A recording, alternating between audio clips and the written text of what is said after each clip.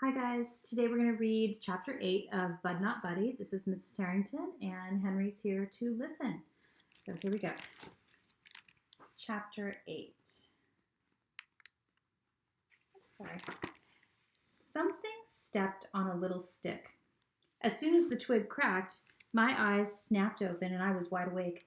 I held my breath and kept as still as I could. Whatever it was that was sneaking up on me knew I'd woke up because it stopped moving and kept as still as it could, too. Even though my head was still under my blanket, I could feel two eyes staring at me real hard, and I knew these weren't critter eyes. These eyes made the hair on the back of my neck raise up the way only human being eyes can do. Without wiggling or jiggling around too much under my blanket, I got my fingers wrapped around my jackknife. Right when I was ready to push the covers off me and start running or stabbing, whoever it was that had been watching me jumped right on top of me. I was as trapped as a roach under a dish rag. I tried to guess the exact spot that the person's heart was at, then pulled my knife back. A voice said, "If you ain't a kid called Bud from the home, I'm really sorry about jumping on you like this." It was Bugs. When I tried to talk, it felt like I had to suck all the air out of Flint. I finally got breathing right and said, "Doggone it, Bugs, it is me. You nearly scared me to death." He got off of me, and I threw the blanket over to the side. "You don't know how lucky you are. I was just about fixing to stab you in the heart." Bugs looked like he knew he'd just had a real close call. He said, "I'm sorry, Bud. I didn't mean to scare you, but everybody knows how you like to sleep with that knife open, so I figured I'd best grab hold of you so you wouldn't wake up slicing nobody." Shucks, even though it was Bugs who'd come real close to getting his heart poked, I was the one who was still having trouble catching my breath. I asked, "How come you weren't back at the home?" But before he had a chance to answer, I knew. "You're on the lam." Bugs said, "Yep, I'm going back to riding the rails. When I heard about you beating that kid up so bad that you had to take off, I figured it was time for me to get going too. I thought you might be hanging around the library, so I come down to see if you wanted to go with me." "Where are you heading?" "There's always fruits to be picked out west. I heard we can make enough money to get by out there. There's supposed to be a train leaving sometime tomorrow." "Did you really beat that kid up in the foster home?" I said, "Uh-huh. We kind of had a fight. How long does it take to get out west?" Bugs said, "It depends on how many trains you gotta hop." "Was he really 2 years older than you?" "Uh-huh, he was 12. Is it fun to hop a train?" "Some of the time it is. Some of the time it's scary." "We heard he was kind of big too, was he?" I said, "He was pretty big. I can't see how we can hop on a train. They look like they're moving pretty doggone fast." Bugs said, "Most times you don't hop them when they're going fast. Most times you try to climb on when it's sitting in the train yard." "Did the guy cry after you whooped him?" "Well, kind of. He looked real scared, then told his mama to keep me away from him. They even said I was a hoodlum." "Will we be sleeping on the train and everything?" "Sure we will. Some of the time the train don't stop for 2 or 3 days. Man, I always try to tell people that just because someone's skinny, it don't mean they can't fight. You're a real hero now, Bud." "Nah, I didn't really do nothing much." "Well, how about the toilet? If the train doesn't stop, how are we supposed to use the toilet?" Bugs said, "You just kind of lean out of the door and go." "When the train is still moving?" "Yeah, you get a real nice breeze." "Oh man, that sounds great. Count me in. I can't wait." Bugs spit a big glob of slob in his hand and said, "I knew I could depend on you, Bud." I spit a big glob in my hand and said, "We're brothers forever, Bugs." We slapped our hands together as hard as we could and got our slobs mixed up real good, then waved them in the air so they'd dry. Now it was official. I finally had a brother. Bugs said, "We'll go down to the mission. There's bound to be someone there that knows about where we can hop this train. Then we'll be on the lam together." We found out that we'd have to go to a city called Hooverville, just outside of Flint. The only trouble was, nobody knew exactly where Hooverville was. It was dark before we found out the right direction. I'd never heard of a city that was so doggone hard to find. We walked on a trail through some woods that run right up against Thread Creek. We could tell we were getting close to Hooperville because we heard somebody playing a mouth organ and the smell of food cooking was getting stronger. We kept walking in the direction that the sky was glowing with an orangish light. When we could hear music real clear and folks talking to each other and the sound of sticks cracking in the fire, we started cutting through the trees. That way we could peek into Hooperville first. We looked out from behind a big tree and saw that a big wind or even 2 or 3 big wolves huffing and puffing real hard could blow Hooperville onto the next county. It was a bunch of huts and shacks thrown together out of pieces of boxes and wood and cloth. The Amos's shed would have looked like a real fancy house here. Right near our tree was the big fire that had been lighting up the sky. It looked like 100 people were sitting around it, watching things burn or waiting for the food cooking in 3 big pots set up in the fire. There were 2 littler fires burning in Hooperville. One had a pot that was big enough to boil a whole person in it. A man was stirring things in the pot with a big stick, and when he raised the stick up, he pulled some breeches or a shirt out and passed it over to a white man who was hanging the clothes on a line to dry. There was a mountain of clothes on the ground next to him waiting on their turn. The other fire in Hooperville was real small. It was off to the side by itself. There were 5 white people sitting at this fire, 2 kids, a man, and a woman holding a little wrapped up baby. The baby sounded like all those new sick babies at the home. It was coughing like it was a half-dead little animal.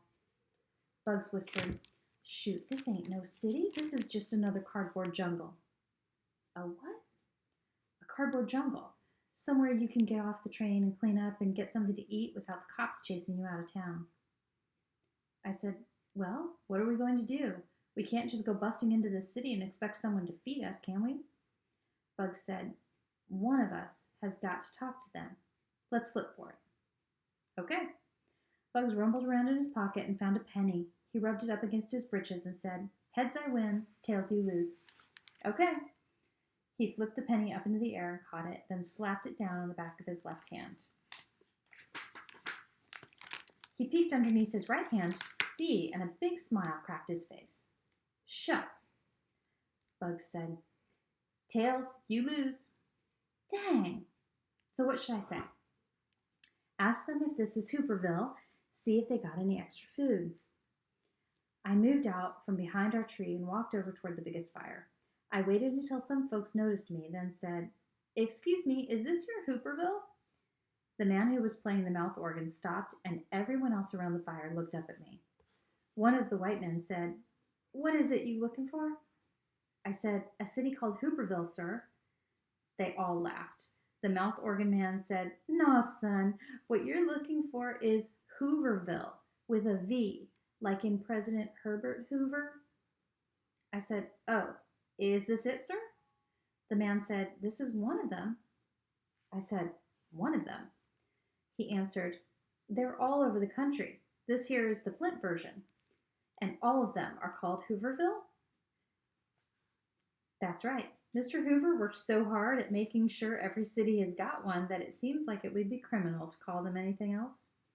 Someone said, "That's the truth." I said, "Well, how are we going to know if we're in the right one?" The mouth organ man said, "Are you hungry?" "Yes, sir." "Are you tired?" "Yes, sir." "Are you scared about what's going to happen tomorrow?" I didn't want anyone to think I was a baby, so I said, "Not exactly, sir. Maybe I am a little bit nervous."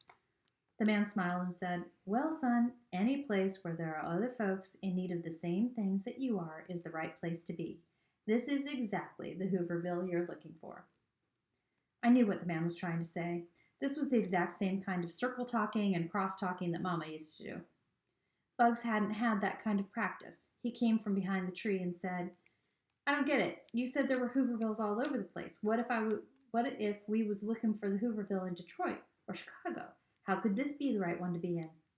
The man said, "You boys from Flint?" I said, "Yes, sir." The man waved his mouth organ like a magic wand and pointed it all over the little cardboard city. "Boys," he said, "look around you." The city was bigger than I thought it was. The raggedy little huts were in every direction you looked. And there were more people sitting around than I first thought, too. Mostly it was men and big boys, but there were a couple of women every now and then and a kid or two. They were all the colors you could think of, black, white, brown, But the fire made everyone look like they were different shades of orange. There were dark orange folks sitting next to medium orange folks sitting next to light orange folks. All these people, the mouth organ man said, are just like you. They're tired, hungry, and a little bit nervous about tomorrow. This here is the right place for you all to be because we're all in the same boat, and you boys are nearer to home than you'll ever get. Someone said, Amen, brother. The mouth organ man said, It don't matter if you're looking for Chicago or Detroit or Orlando or Oklahoma City. I rode the rails to all of them.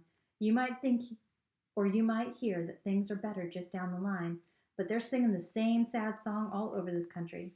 Believe me, son, being on the road is no good. If you two boys are from Flint, this is the right Hooverville for you. Someone said, Brother, why don't we feed these boys? That one looks like he ain't et in 2 or 3 months.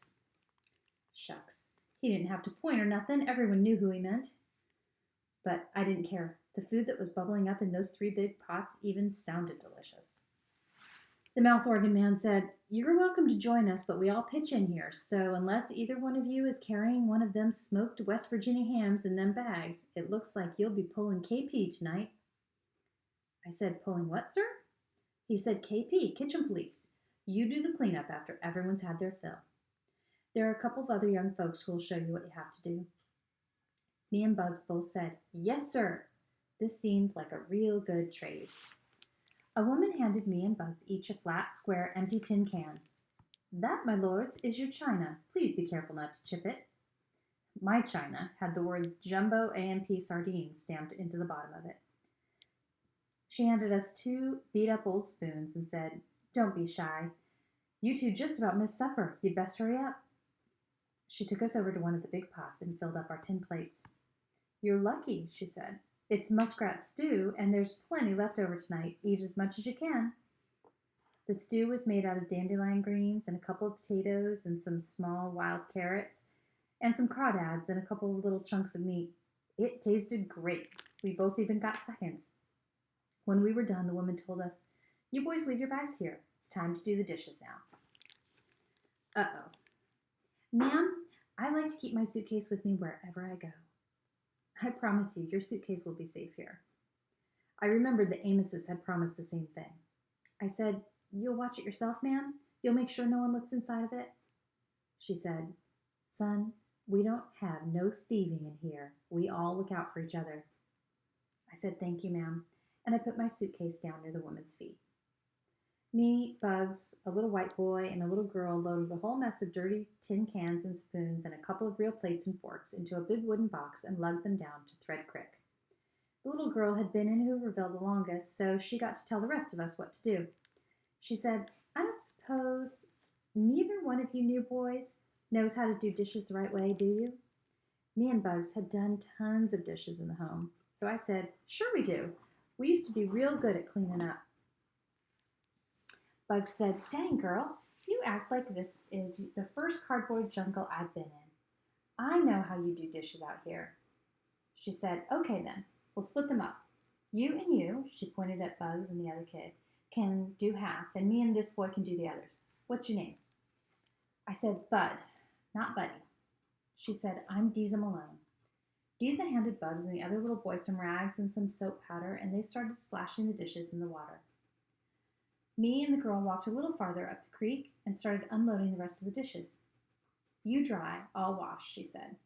She handed me a rag, and just as soon as she'd splashed one of the tin cans in the water and give it to me, I'd dry it and stick it in the wooden box.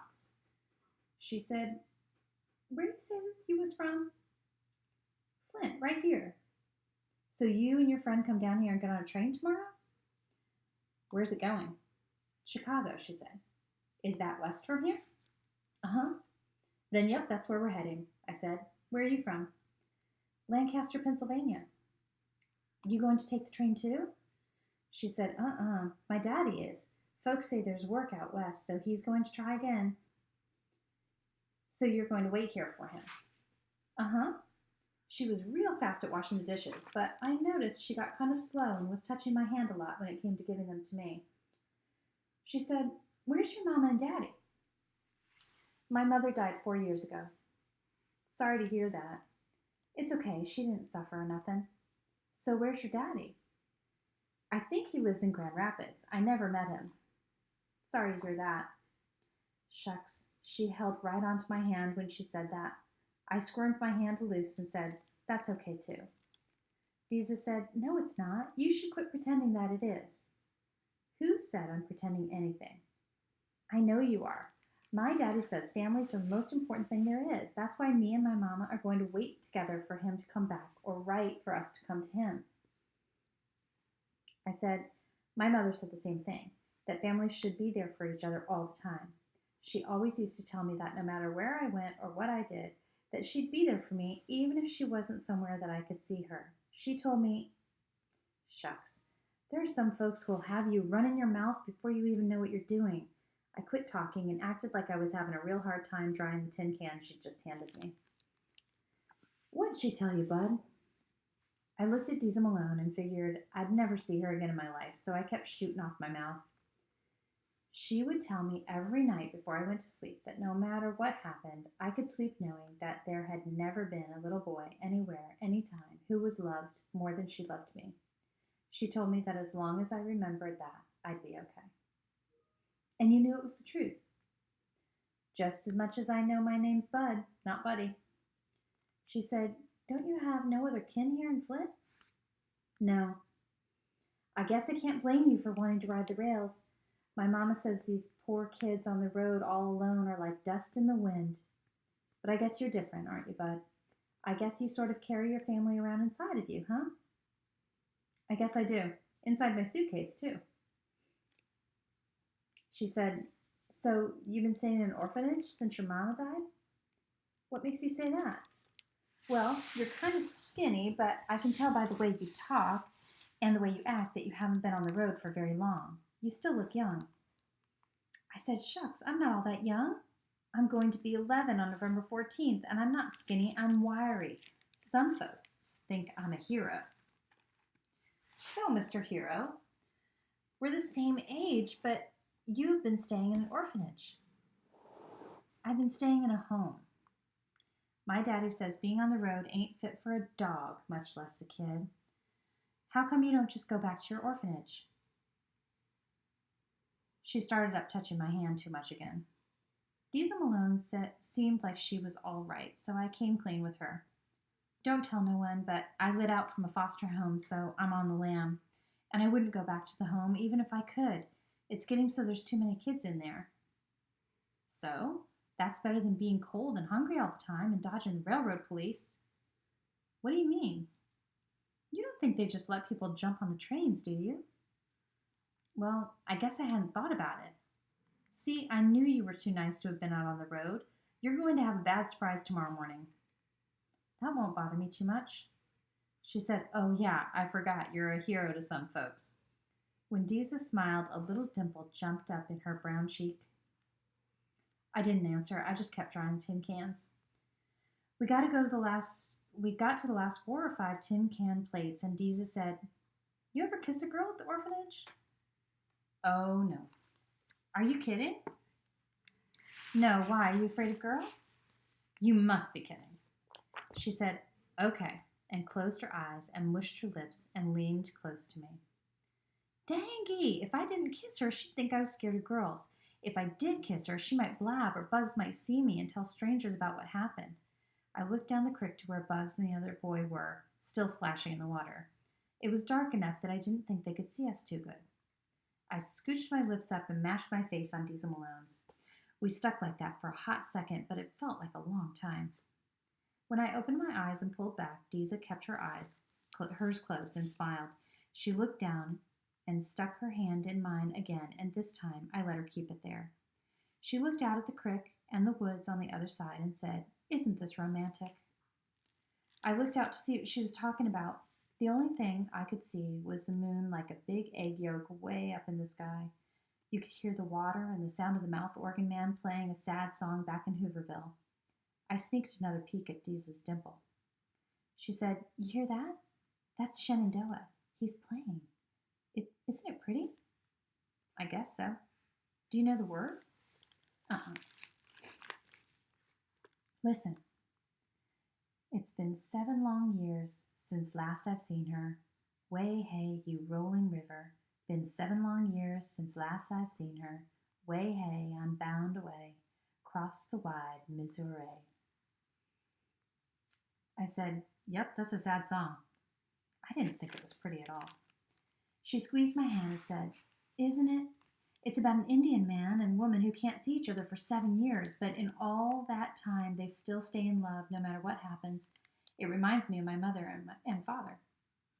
"Your dad's been gone for 7 years before?" She looked out over the creek like the big eggy moon had her hypnotized. I pulled my hand from hers and said, "Well, that's just about it for the dishes." She smiled again.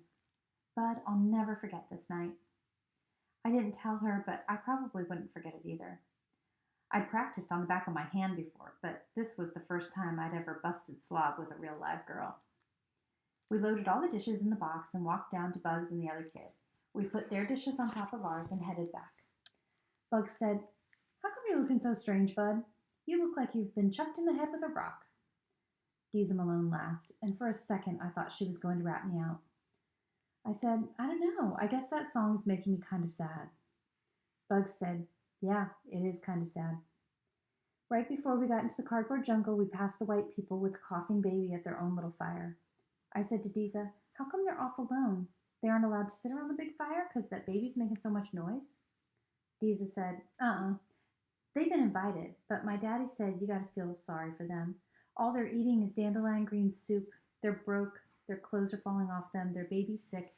And when someone took them some food and blankets, the man said, 'Thank you very much, but we're white people. We ain't in need of a handout.'" When we got back to the main fire of the Hooverville, we put the dishes in another box. Deza made us turn them all upside down so as if the rain got into them, they wouldn't rust. I went to the woman with my suitcase. It was in the same spot I'd left it, and the knots in the twine were the kind I tie. I said, "Thank you very much, ma'am." She said, "I told you not to worry." I went back to the big fire to sit with Bugs. The mouth organ man said, "I suppose you boys are going out on that train tomorrow." I said, "The one for Chicago, sir?" He said, "That's the one." I said, "Yes, we are, sir." He said, "Well, you'd best get as much sleep as you can. It's supposed to be pulling out at 5:15, but you never know with these freights." We got in one of the shacks with some other boys. Bugs was snoring in 2 seconds, but I couldn't sleep. I opened my jackknife and put it under my blanket. I was thinking, Deeza's mama was right. Someone who doesn't know who their family is like dust blowing around in a storm. They don't really belong any one place. I started wondering if going to California was the right thing to do. I might not know who my family was, but I knew they were out there somewhere, and it seemed to make a whole lot more sense to think that they were somewhere around Flint instead of out west. I opened my suitcase to get my blanket. Even though I trusted the woman who'd guarded it for me, I checked to make sure everything was okay. I picked up the tobacco pouch that had my rocks in it and pulled the drawstring open. I shook the 5 smooth stones out and looked at them. They'd been in the drawer after the ambulance took Mama away, and I'd had them ever since. Someone had took a pen or something and had writ on all 5 of them, but it was writ in a code so I couldn't understand what they meant. One of them said, "Kentland ill, 5-10-11. Another said, "Lugu T in 5-16-11. Then there was Sturgis M 8-30-12, and Gary in 6-13-12, and the last one said Flint M 8-11-11. Henry, come back here. I put them back in their pouch and pulled the string tight. Then I pulled out the envelope that had the picture of the saggy pony at the misbegotten Moon Park. It was fine. Next, I counted the flyers again. All 5 were there. I slid all of them back except for the blue one. I held it up so it could catch some of the light from the big fire. I kept looking at the picture and wondering why this one bothered Mama so much. The more I thought about it, the more I knew this man just had to be my father. Why else would Mama keep these? I used a little trick to help me fall off to sleep. I pulled my blanket right up over my head and breathed in the smell real deep. After doing this 3 times, the smells of the shack and Hooverville were gone, and only the smell of the blanket was in my nose. And that smell always reminded me of Mama and how she used to read me to sleep every night. I took 2 more breaths and pretended I was hearing Mama reading to me about the billy goat's gruff, or the fox and the grapes, or the dog that saw his reflection in the water, or some other story she'd checked out of the library. I could hear Mama's voice getting farther and farther away as I imagined I was in the story, until finally her voice and the story all mixed into one. I'd learned that it was best to be asleep before Mama finished the story, because if she got done and I was still awake, she'd always tell me what the story was about. I never told Mama, but that always ruined the fun of the story.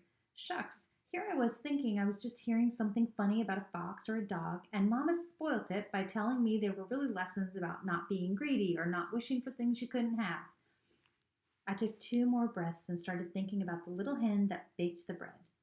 I heard, "Not I," said the pig. "Not I," said the goat. "Not I," said the big bad wolf. Then whoop, zoop, sloop, I was asleep. I started dreaming about the man with the giant fiddle.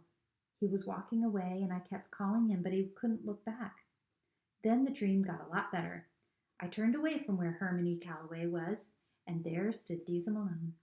I told her, "I really like your dimple." She laughed and said, "See you in 7 years." A man screamed, "Get up! They're trying to sneak out early." I jumped straight up and banged my head on the top of the shack. I ran outside. It was still dark, and the fire was just a pile of glowing sticks. The man was screaming at the top of his lungs, "Get up! They've fired the engine and are fixing to take off." Bugs and the other boys came and stood next to me. Bugs said, "Is it a raid?" Someone said, "No, they're trying to sneak out before we get up." People started running all over Hooverville. Bugs said, "Come on, Bud, get your stuff. We gotta get on that train." I folded my blanket up and put it in my suitcase and tied the twine back. I put my jackknife in my pocket, and Bugs and I ran outside. I hadn't gotten 6 giant steps away when a boy stuck his head out the door and yelled, "Hey, Slim, is this your paper?" I looked back. "My blue flyer. I forgot to put it back in my suitcase." Bugs said, "Hurry, I'll wait." "I'll catch you. Go ahead." I ran back and took my flyer from the boy. "Thanks a lot." I ran back into the crowd that was tearing through the woods. There were a million men and boys running in the same direction. I didn't want to fold the flyer up, so as I was running, I slid it between the twine and the suitcase. I put it back inside once we got on the train. No one was talking. All you could hear were the sounds of a million feet smacking on the trail and the sound of a million people trying to catch their breath. Finally, a hiss sound started getting louder and louder, and I knew we weren't too far away. We broke out of the woods, and there in the dark sat the train. The locomotive was hissing and spitting coal-black smoke into the sky.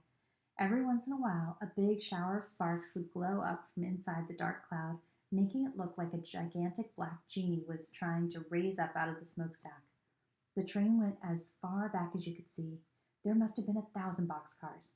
But everyone had stopped and was just standing there watching. No one was trying to get on. I pushed my way to the front to see if I could find Bugs, and I saw why everyone had stopped. There were 4 cop cars and 8 cops standing between the crowd and the train. The cops all had billy clubs and were spread out to protect the train. The crowd kept getting bigger and bigger. One of the cops yelled, "You men know you can't get on this train. Just go back to Shantytown and there won't be no trouble." A white man said, "This is the only train going west for the next month. You know we got families to feed and we got to be on it. You get back in your cars and you'll be all right. There won't be no trouble." The cop said, "I'm warning you. The Flint police are on the way. This here is private property and they have orders to shoot anyone who tries to get on this train." A man next to me said, "I'd rather be shot than sit around and watch my kids go hungry." The cop said, "This is America, boys. You're sounding like a bunch of commies. You know I can't let you on this train. I got big kids to feed too, and I'd lose my job." Someone yelled, "Well, welcome to the club, brother." It seemed like we stood looking at the cops and them looking at us for a whole hour. Our side was getting bigger and bigger, and the other cops started looking nervous. The one who was doing all the talking saw them fidgeting and said, "Hold steady, men." One of the cops said, "Jake, there's 400 out there and more coming. I don't like these odds. Mr. Pinkerton ain't paying me enough to do this."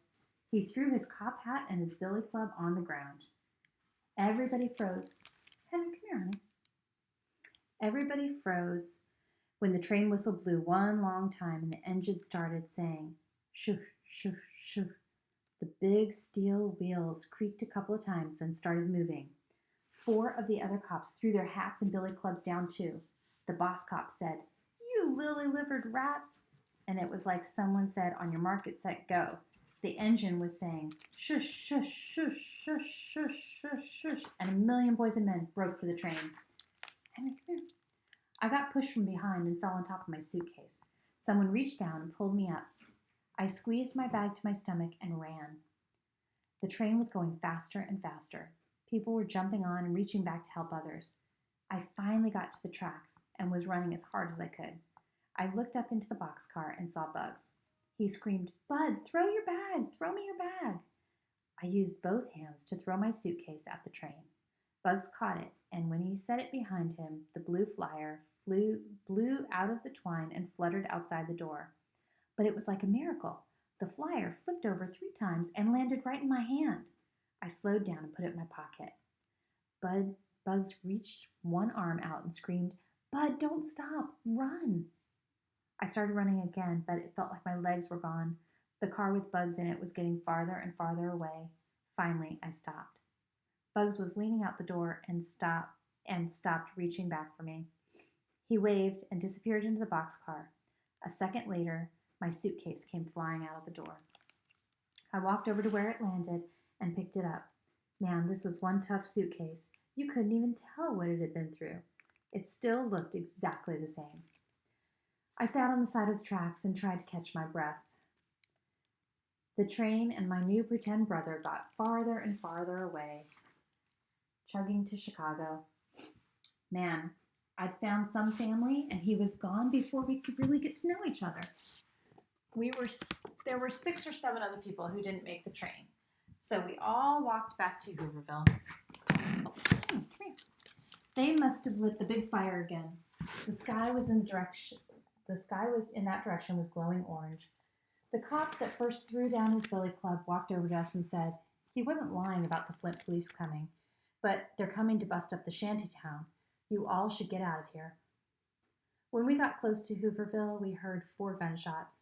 We all spread into the woods and sneaked up to see what had happened.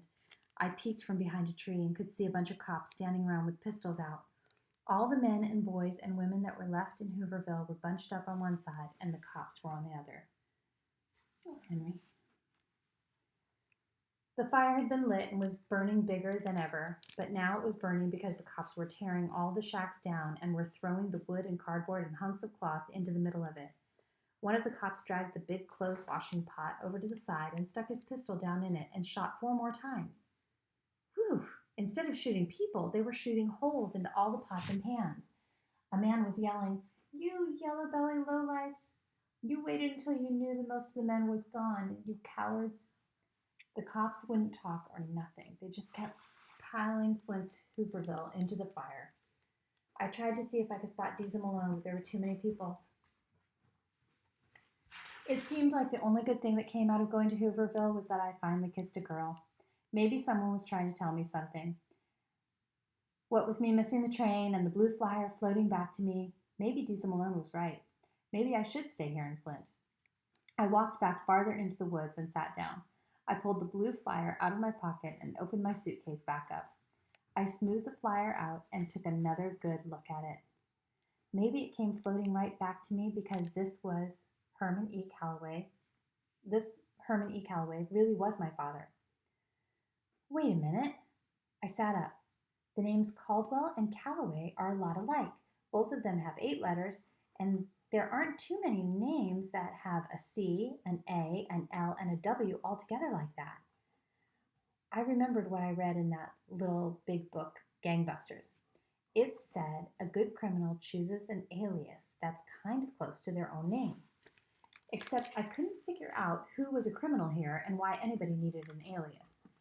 I wanted to stay and look for Deza and her mother, but it was too hard to hear all the people crying and arguing. Besides, I was still on the lam. I started walking. If I hurried, I could get breakfast at the mission. All right, guys, that's the end.